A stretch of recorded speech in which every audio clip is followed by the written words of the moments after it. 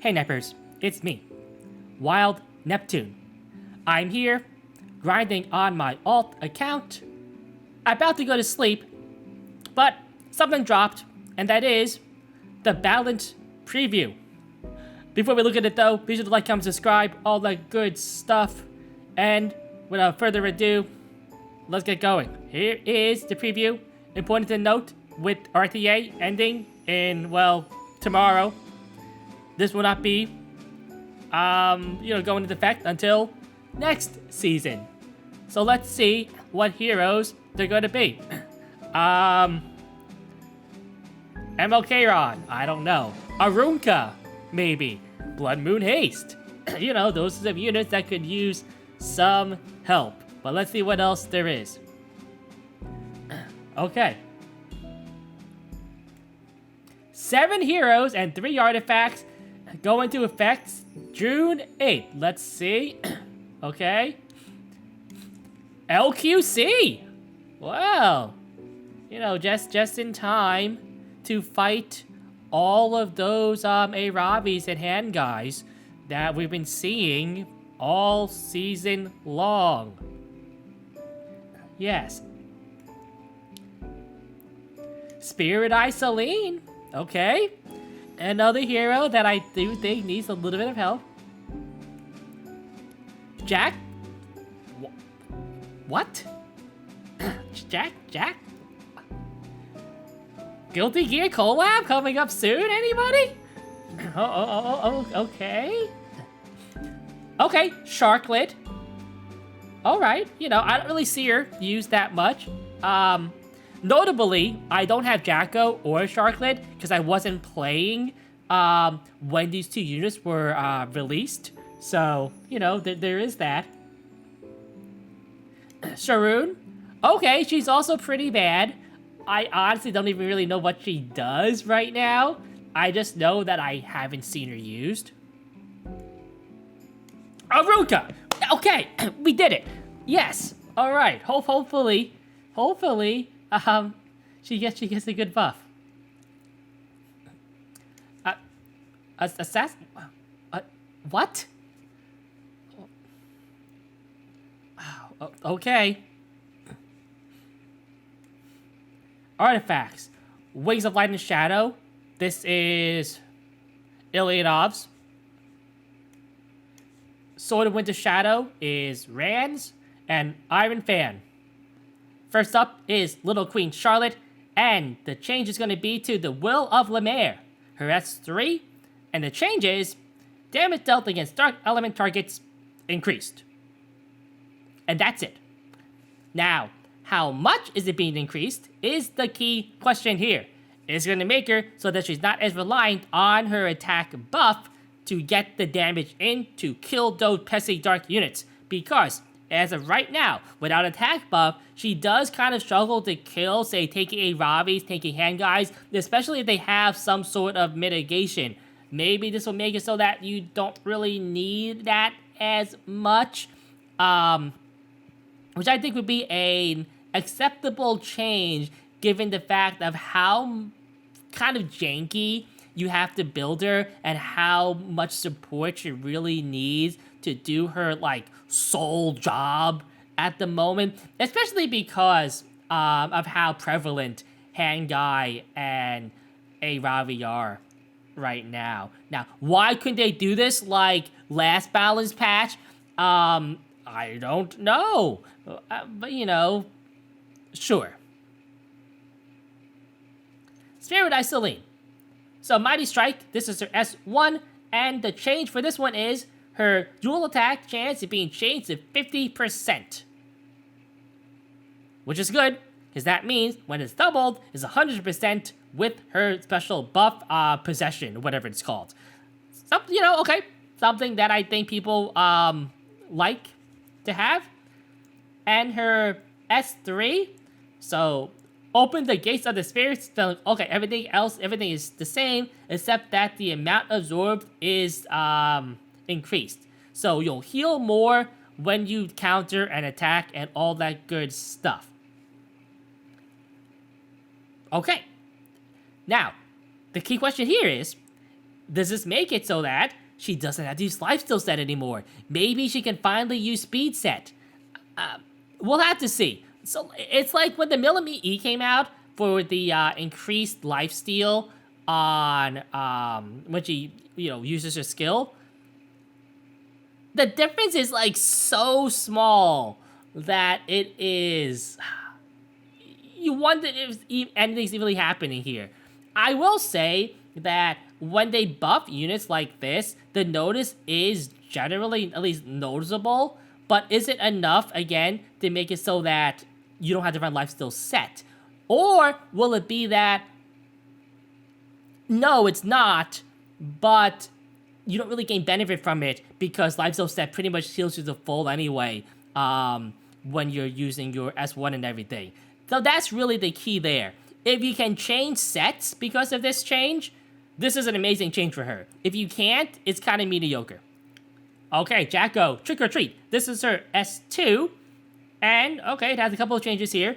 So the first one is, instead of the target needing to be stunned, now, when the target has any debuff at all, and instead of increasing combat readiness of all allies by 20%, it is of the caster by 30%.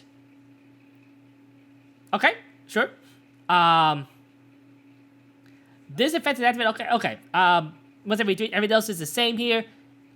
Chain of Sharon, which is the bonus attack here, inflict a random debuff. So instead of a 25% chance to stun, it is now a 100% chance, minus ER, 15%, stuff like that, to either stun, cannot be buffed, decrease hit chance, or restrict for 1 turn. Okay, that's actually pretty good. I think that's a pretty good trade-off. I think people like having a 100% chance to do something pretty good rather than having a 1/4% chance to do something amazing, right? Also, more CR right here. And Forever Elysian Driver, this is her S3, and the change is going to be increase the combat readiness of all allies by 20%. So this moved the CR boost from here down here. Also, penetrate by 50%, and when the target has a debuff, their result is increased. Well, pretty much, they will always have a debuff because of now this passive S2, which is being changed too. Also does more damage. Okay, I think that's a pretty good change, actually. Now, am I particularly happy about this one? Not really. I'll be honest with you. I don't think this is a unit that, if I had her, I'd actually use myself, given my playstyle. You aggressive, like super aggressive aggro players, yeah, this is probably a terrific change for you guys. But okay. Summer Break Charlotte. Another hero I don't have, but one who I do expect to be run relatively soon. I would say probably in like 2 months or so, if I had to guess based on timetables. Anyway, it looks like all her skills are getting changed. So her S1. So it's just that the combat readiness of her S1 is being increased by 5% from 20 to 25%. That is a small change, but a positive one. So her passive S2 and adult responsibility. Just in case you were not aware, Charlotte is an adult. She is the queen, after all, of Lemaire. Okay, so her critical hit chance is being increased by 10%. So more stats for her. That's really nice. At the start of the battle, gain 60 fighting spirit and grants enhanced dual attack to the caster. Okay, so that's more fighting spirit. And being removed is her consume fighting spirit before increasing attack. He sends cooldowns to dispel all debuffs. Okay, so we'll see what she has to do with this fighting spirit, I guess, in her S3, which is, well, hello there. Wow, puns. Dispel all debuffs from the caster.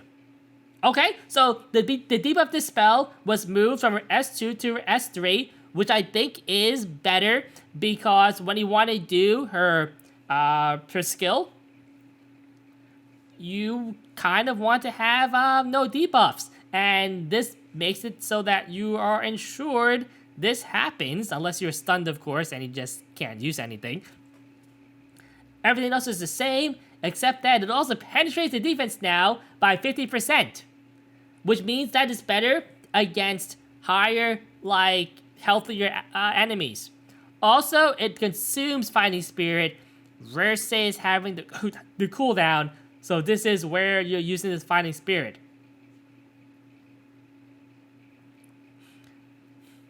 Okay, now, it doesn't say here where else you gain Fighting Spirit. I guess from the S1, right? If I had to guess, you gain 20 from the S1, or something like that.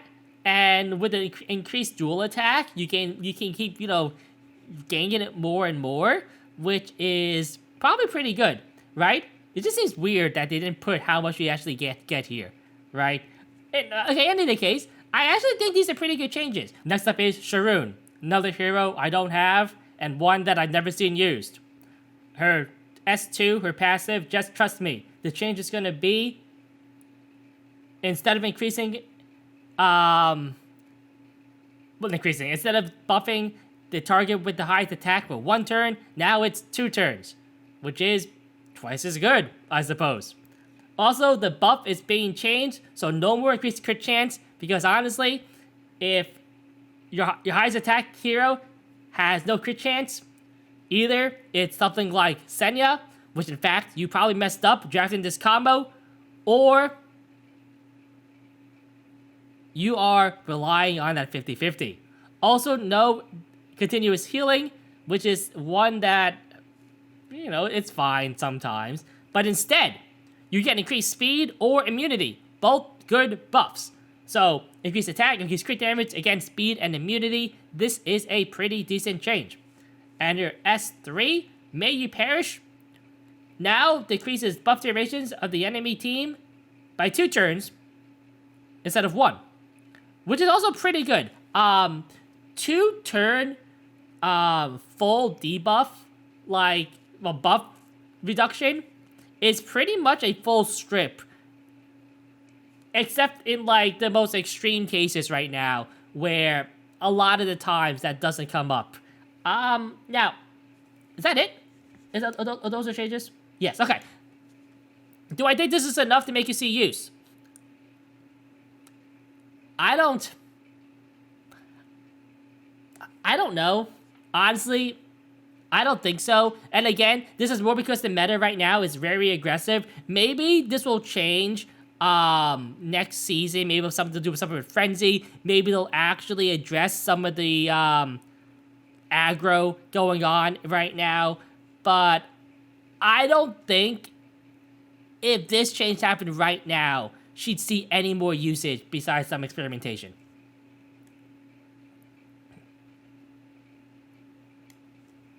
Okay, Arunka. So her change is being done to her S3, a Thrashing in the Prairie. So we'll look at the Awakened one. Okay. So the attack buff is going away. And now the skill resets when an enemy is killed and the damage dealt against targets with the barrier is increased. How much is it being increased? That's the question here. Is it gonna do I don't know, blue Kisei levels of Soulburn damage? Something like that, even more than that? If that's the case, that's actually pretty good. If that's not the case, then it's kind of bad, honestly. We will have to see how much more damage it does. Now, I do think that this is another change that just makes it so that teams can be more aggressive and stuff, which does annoy me because I haven't seen anything really that hurts speedy like Cleave aggro teams right now. These are just a lot of changes that kind of help them at the moment. But let's move on to the lone 4-star, and there are no 3-stars on this list, by the way, right? Assassin Cartuja, which I don't know why. Okay, Shred, this is an S1. So instead of bleeding, he now has a chance to provoke for 1 turn. This is a good change. I'll be honest, Assassin Cartuja's S1 was one of the worst S1s in the entire game, okay? This is actually pretty decent for him. Okay, Battle Frenzy. This is his passive. Increase evasion by 50%.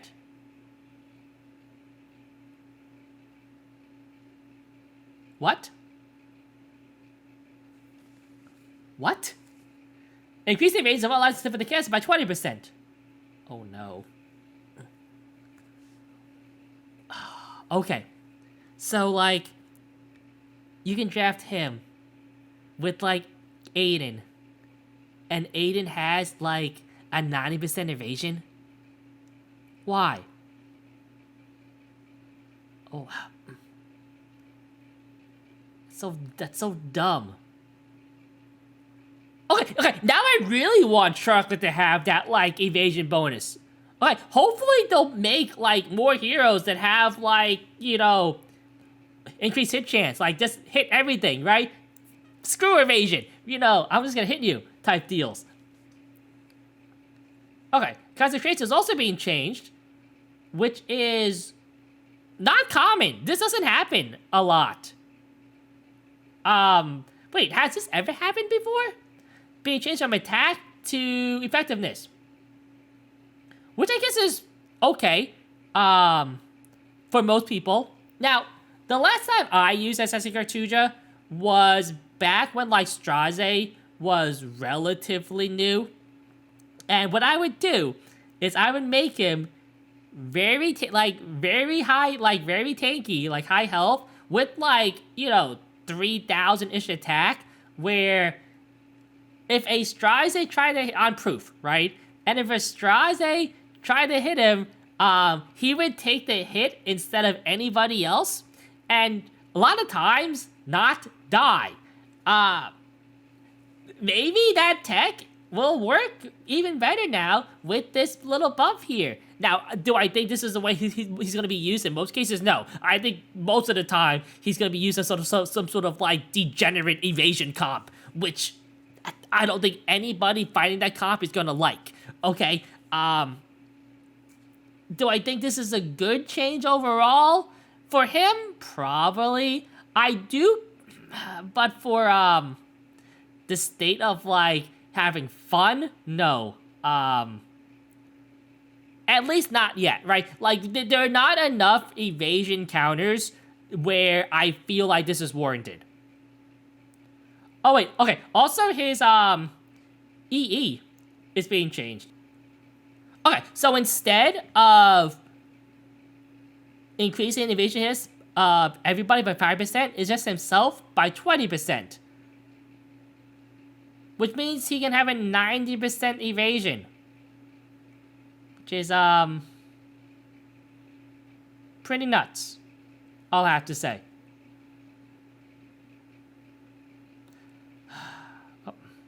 Okay. The artifacts here. Wings of Light and Shadow. This is Illianav's artifact. And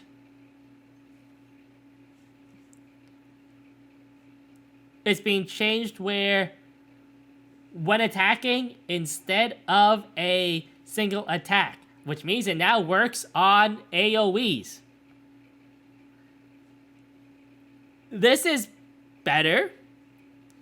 Is it good enough to be used? I don't know. So, like, notably, if you estimate Illianav and you get the Sierra push and S2 right away, doing the extra damage with the S2 could be more beneficial. Now, I do think that Illianav, as is right now, needs a mitigation artifact versus a damage artifact. So we'll have to see what kind of heroes would want to use this. Sword of Winter Shadow.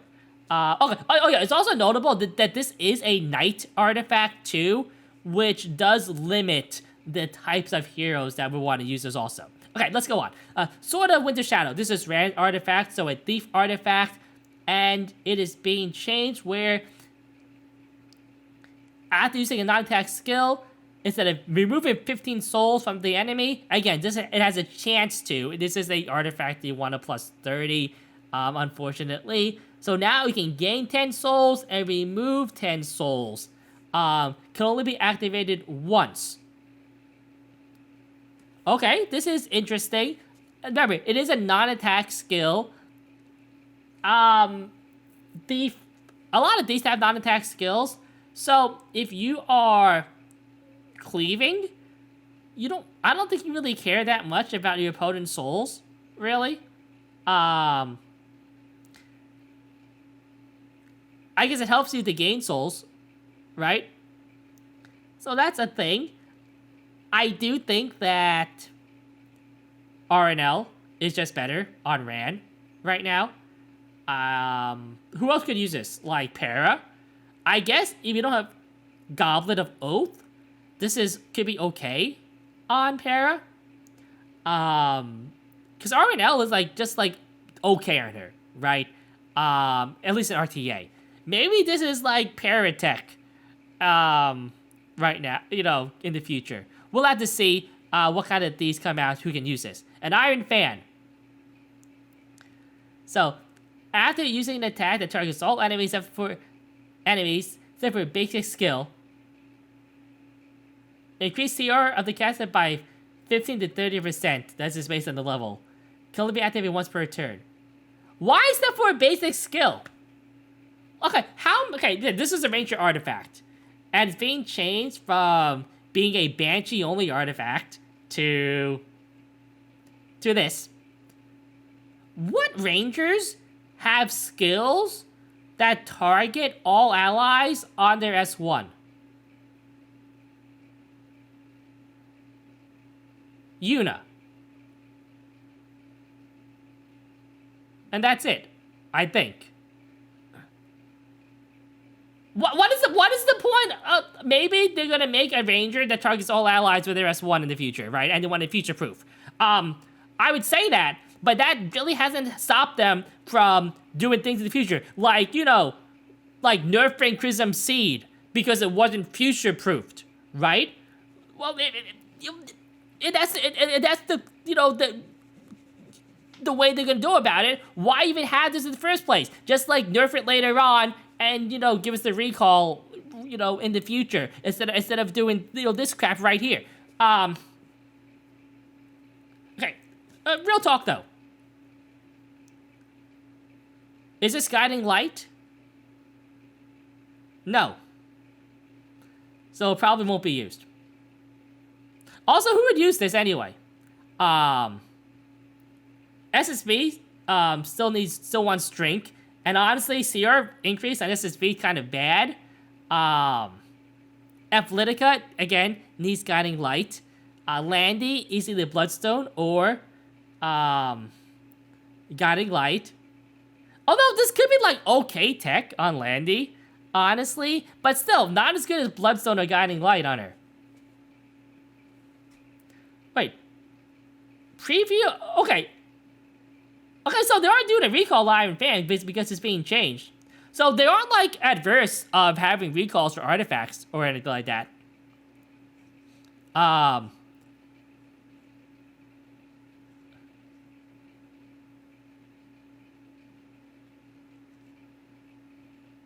Okay. So those are the changes coming up. What do I think about them? I do think that, in general, most of the heroes who got changes did need a buff. And I do think that they did a pretty good job at making them reasonable, at least on paper. A lot of them are kind of wait-and-sees, like Arunkas and LKCs, right? Spirit Eye Celine. I am kind of, miffed about why Fat Cat needs any changes right now. So there is that. Anyway, hopefully, though, units coming up in the future do something about the current meta in the game. Hopefully, next season of RTA is not just like, part 3 of the current meta we're in. Anyway, I hope this has been an exciting preview of the changes coming up to Epic 7. I'm Val Neptune. It's been a good one. Nep out.